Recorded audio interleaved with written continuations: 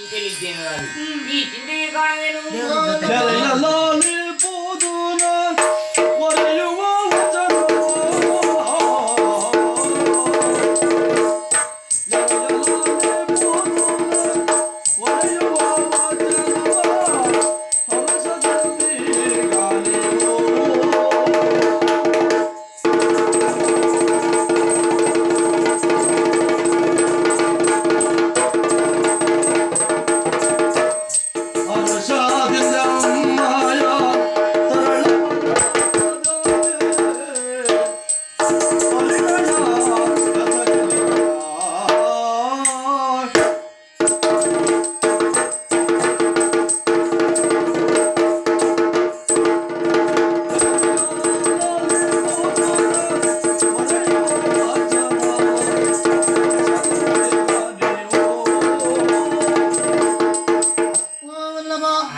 ಸಂತೋಷದ ಬದಲಾಗಿ ಚಿಂತೆಯಲ್ಲಿ ಬರುವುದಕ್ಕೆ ಕಾರಣ ಏನು?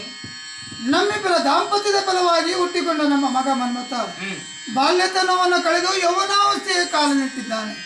ಪ್ರಾಯಕ್ಕೆ ಬಂದಿರುವಂತ ಆತನಿಗೆ ಈಗಾಗಲೇ ಯೋಗ್ಯರಾದ ಹುಡುಗಿಯನ್ನು ಹುಡುಕಿ ಮದುವೆ ಮಾಡಿಸಬೇಕಾದ್ದು ನಿಮ್ಮ ಅತ್ಯ ಕರ್ತವ್ಯ ಆಗಿತ್ತು. ಆ ಕುರಿತಾಗಿ ತಾವು ಯೋಚನೆ ಮಾಡಿದವರಲ್ಲ.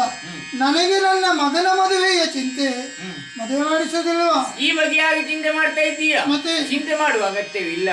ಇಂದಿನಿಂದ ದಿನ 8ರೊಳಗೆ ನನ್ನ ಮಗನಾದ ಮನ್ಮಥನೇ ನಾನು ಮದುವೆ. ಮಧುಮನಾಭ, ಆಡಿದ ಮಾತಿನ ಬಗ್ಗೆ ನನಗೆ ಭರವಸೆ ಇಲ್ಲ. ಯಾಕೋ?